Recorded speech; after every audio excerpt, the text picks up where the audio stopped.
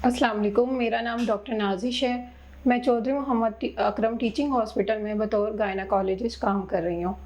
आज मैं आप लोगों को कॉन्ट्रासेप्शन के बारे में बताना चाह रही हूँ। पाकिस्तान आबादी के लिहाज से 5वें नंबर पर आता है और कॉन्ट्रासेप्शन के इस्तेमाल के लिहाज से पाकिस्तान का सेकंड लास्ट रैंक है।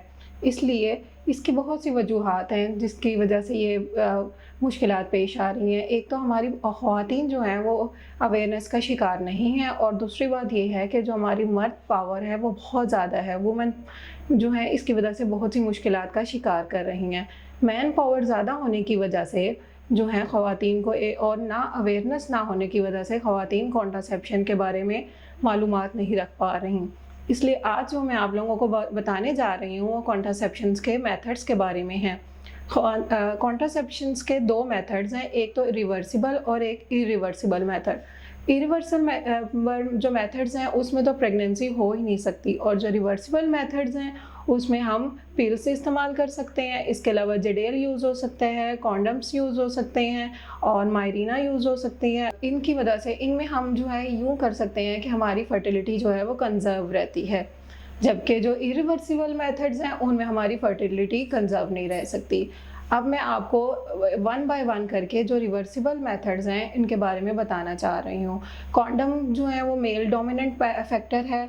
इसका जो है कॉम्प्लायंस रेट जो है वो बहुत ज़्यादा कम है, जिसकी वजह से इसके फेलियर रेट बहुत ज़्यादा होते हैं। और जो पिल्स हैं वो ख़वातीन जो है वो रेगुलर यूज़ नहीं कर पाती, जिसकी वजह से उसमें भी प्रेगनेंसी के चांसेस बहुत ज़्यादा होते हैं। और इसके अलावा हमने इसमें ब्रेस्ट फीडिंग का भी ध्यान रखना होता है।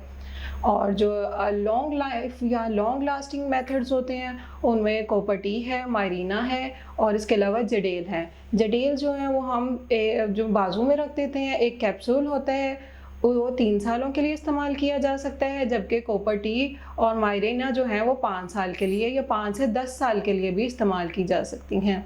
इनके साइड इफ़ेक्ट्स भी साथ होते हैं, लेकिन इनको साइड इफ़ेक्ट्स को हमने मद्देनज़र रखते हुए, लेकिन इनके जो है लॉन्ग लास्टिंग इफ़ेक्ट्स भी बहुत अच्छे हैं कॉन्ट्रासेप्शन के हवाले से। हमने ख़वातीन को इसके बारे में मुकम्मल मालूमात फ़राहम की जाती है, और मुकम्मल मालूमात फ़राहम करने का टाइम जो है वो सबसे बेहतर जो होता है वो ओपीडी में होता है, क्योंकि ख़वातीन जब प्रेगनेंसी की हालत में आती हैं हमारे पास, तो हम उस टाइम अगर ख़वातीन को कॉन्ट्रासेप्शन के मेथड के बारे में बताएंगे तो वो उस टाइम ज़्यादा अच्छा उसको अफेक्ट आएगा उनके ऊपर, और वो अच्छा उसका असर लेंगी।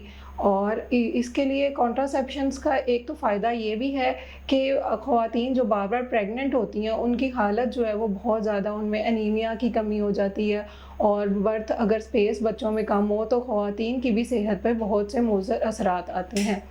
Thank you so much.